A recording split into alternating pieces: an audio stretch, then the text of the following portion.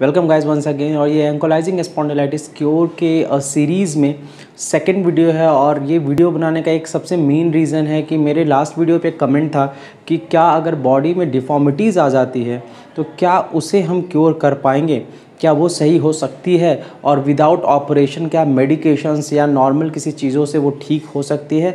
तो इस वीडियो में उसी बेसिक चीज़ के ऊपर बात करने वाला हूँ कि क्या डिफॉर्मिटीज़ ठीक हो सकती है या नहीं। तो गाइस वीडियो को पूरा देखिएगा, क्योंकि मुझे पता नहीं कि किस वीडियो के किस सेक्शन में कहाँ पर कुछ इंपॉर्टेंट इन्फॉर्मेशन हो जो शायद आपके काम आ जाए। तो गाइस बात करेंगे इस वीडियो में कि कुछ ऐसे कमेंट्स मेरे टेलीग्राम चैनल पे भी मुझे मिला था। एक मैंने नया टेलीग्राम चैनल क्रिएट किया है, तो वहाँ आप चाहेंगे तो ज्वाइन कर सकते हैं। लिंक जो है आपको डिस्क्रिप्शन में मिलेगा।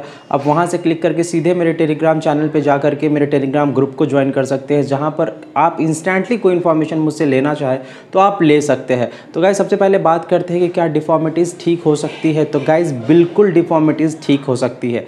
पहले डिफॉर्मिटीज़ ठीक हो सकती है, इसके बारे में बात करने से पहले मैं बात ये करना चाहूँगा कि डिफॉर्मिटीज़ है क्या बेसिकली। गाइस देखिए, एंकोलाइजिंग स्पॉन्डिलाइटिस हो या रूमेटॉइड आर्थराइटिस हो, इसमें होता क्या है, दोनों ही चीज़ें हालांकि अलग है अपने आप में, लेकिन क्योंकि ये वीडियो मोस्ट कंस्ट्रेन है एंकोलाइजिंग स्पॉन्डिलाइटिस के ऊपर, तो उसके ऊपर ही बात करूँगा कि इसके अंदर बेसिक इस डिफॉर्मिटीज़ के अंदर होता क्या है। तो गाइस इस डिफॉर्मिटीज़ के अंदर जो खास बात ये होती है कि आपकी जो दो जॉइंट्स होते हैं, जैसे उंगलियों की अगर इस जॉइंट की बात करूँ तो इन दोनों जॉइंट्स के बीच में एक गैप होता है, जहाँ पे कि एक सॉफ्ट कार्टिलेज होती है जो कि एक कुशन का काम करती है आपके दोनों जॉइंट के बीच में।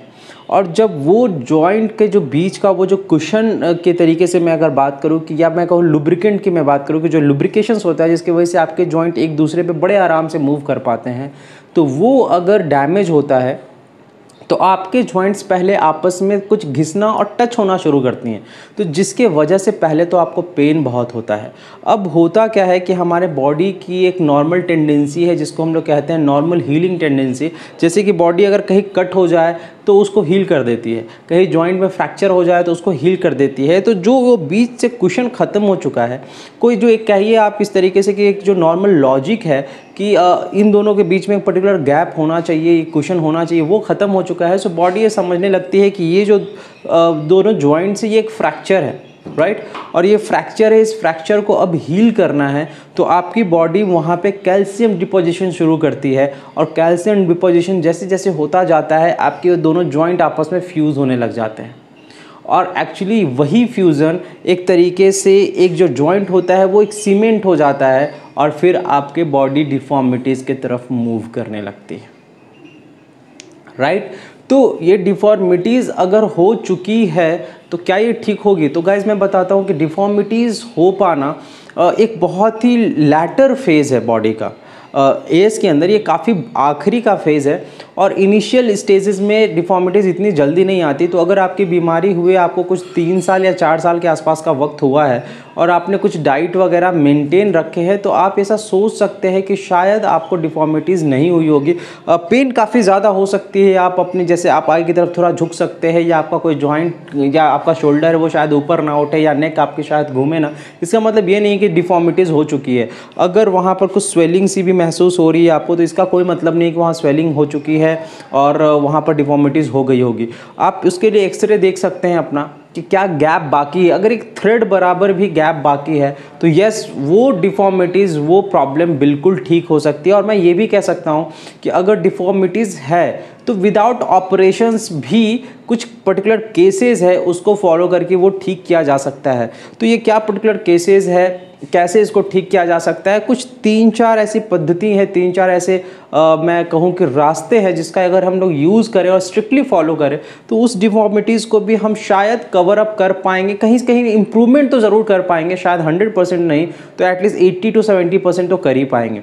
तो गाइज़ नेक्स्ट वीडियोज़ में मैं बात करने वाला हूँ, मैं वीडियो शॉर्ट रखना चाहता हूँ ताकि ये वीडियोज़ आपके लिए बोरिंग ना हो। तो जो जवाब था कि क्या डिफॉर्मिटीज़ ठीक हो सकती है, तो बिल्कुल ठीक हो सकती है।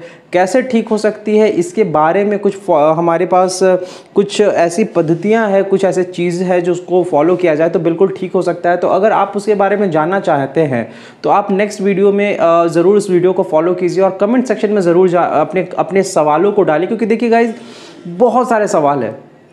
बहुत यूनिक क्वेश्चन हो सकते हैं। जैसे मेरे एक दोस्त ने डाला कि डिफॉर्मिटीज़ ठीक हो सकती है क्या, तो मेरे माइंड में एक चीज़ आया कि चलो इसके बारे में हम बात करते हैं। और बिल्कुल डिफॉर्मिटीज़ भी ठीक हो सकती है। मेरी भी बॉडी में डिफॉर्मिटीज़ हो चुकी थी और मैं कुछ यूँ टिल्ट हो गया था, राइट, मैं कुछ यूँ टिल्ट हो गया था, पर मैं अब बिल्कुल सही हूँ और जैसे भी चाहूँ वैसे कर सकता हूँ। पर मेरी नॉर्मल पेन की वजह से मैं हल्का सा आगे और थोड़ा सा साइड में टिल्ट हो चुका था, पर अब वो ठीक है, राइट। और ऐसे बहुत सारे लोग हैं जो ठीक है। तो आप कमेंट करेंगे, जब क्वेश्चंस रेज करेंगे, देन ओनली गाइज आपको मैं बता पाऊंगा कि आखिर आप इसको कैसे ठीक कर सकते हैं। देखिए गाइज, मैंने बहुत सारे लोगों को देखे हैं। मैंने करीब पिछले 2 सालों में शायद 5000 से भी ऊपर ऐसे पेशेंट्स होंगे एज से जिनके साथ मैं कनेक्ट में रह चुका हूँ, ठीक है। मैंने एक नॉर्मल बीमारी देखी है हमारे एज पेशेंट्स के अंदर, खास करके कि वो अपने प्रॉब्लम का दुख गाना ज़रूर चाहते हैं, लेकिन उस चीज़ को सॉल्व नहीं करना चाहते हैं, ठीक है। वो आपसे प्रॉब्लम बहुत शेयर करेंगे, आपसे बातें बहुत कहेंगे, लेकिन जब बात होती है ठीक हो जाने की, तो शायद वो पता नहीं, शायद ठीक नहीं होना चाहते। बिकॉज लोग यार अगर ठीक होना चाहते हैं तो लोग ठीक होते हैं, और एक ठीक हुआ हुआ बंदा आपके सामने है, राइट। तो अगर आप ठीक होना चाहें तो बिल्कुल ठीक हो सकते हैं। लेकिन मुझे पता नहीं क्यों ऐसा फील होता है कि आपकी एक मोनोपोली बन जाती है, आपका ऐसा माइंडसेट हो जाता है कि शायद आप ठीक नहीं होंगे, दुख गाना ज़्यादा आसान लगता है आपको। तो गाइज, थोड़ा सा मैं ऐसा बोलूँगा कि bring your thoughts into action, थोड़ा कर्मठ होइए और अपनी सोच को ना सिर्फ सोचने से बेहतर करने के ऊपर लेके आइए। अपनी बातों को पूछिए, मेरे से सजेशंस लीजिए, क्योंकि गाइज कोई ऐसा डॉक्टर नहीं होगा जिसको मैं जानता था, जितना मुझे पता था, जहाँ मैं गया नहीं, जहाँ मैंने से बात नहीं करी, जहाँ पर मैंने पूछा नहीं, मैंने मेडिसिन नहीं ट्राई किए, लेकिन फ़ायदा कुछ भी नहीं हुआ। मैं कुछ और अमेजिंग चीज़ें आपके लिए लेके आऊँगा कि आखिर मुझे ये चीज़ें पता कैसे चली और कैसे मैं रिकवर होने लगा। और मैं ट्रूली ये चीज़ बताता हूँ गाइस कि ये लक इन अ चांस हो सकता है, लक बाई चांस हो सकता है, 10 in 100 कि आपको शायद सूटेबल मेडिकेशंस मिल जाए एलोपैथी के अंदर, किसी डॉक्टर्स को कोई डॉक्टर आपको बता पाए कि कैसे आप ठीक हो पाएंगे। बिकॉज मोर और लेस डॉक्टर्स को भी कोई क्लू नहीं होता इस बीमारी के बारे में। अगर आप रिमेटोलॉजिस्ट के पास जा रहे हैं, अगर आप ऑर्थोपेडिक सर्जन के पास जा रहे हैं, तो एक टाइम आएगा जब अगर आप उनसे ये पूछते हैं कि आप ठीक हो पाएंगे क्या, तो वो इरिटेट होकर आपको कमरे से बाहर निकाल देगा और कहे कि तुम्हारे पास बहुत सारे मरीज़ हैं, तुम बाहर जा सकते हो और तुम्हारी ज़िंदगी यही है। और गाइज़, ये ऐसा नहीं है कि आपके साथ हुआ है, ये मेरे साथ भी हुआ है। I had cried in many clinics with many doctors, just seeking कि डॉक्टर ठीक है, मैं शायद दौड़ नहीं पाऊँगा, मैं शायद चल नहीं पाऊँगा, मैं शायद सुकून से सो नहीं पाऊँगा, पर मुझे बस इतना चाहिए कि मैं अपनी एक्टिविटीज़ को ठीक से कर पाऊँ। Because I don't want to be sit like useless person in my house. And ऐसे सिचुएशंस आती हैं ज़िंदगी में। तो गाइज़, आपके हाथ में सब कुछ है। अगर आपको इनिशियली बीमारी अभी हुई है, साल भर, 6 महीने, 2 साल है, तो यार you are in to a golden time. You can definitely cure it, you can definitely reverse it, and I have done it, so you can also do it.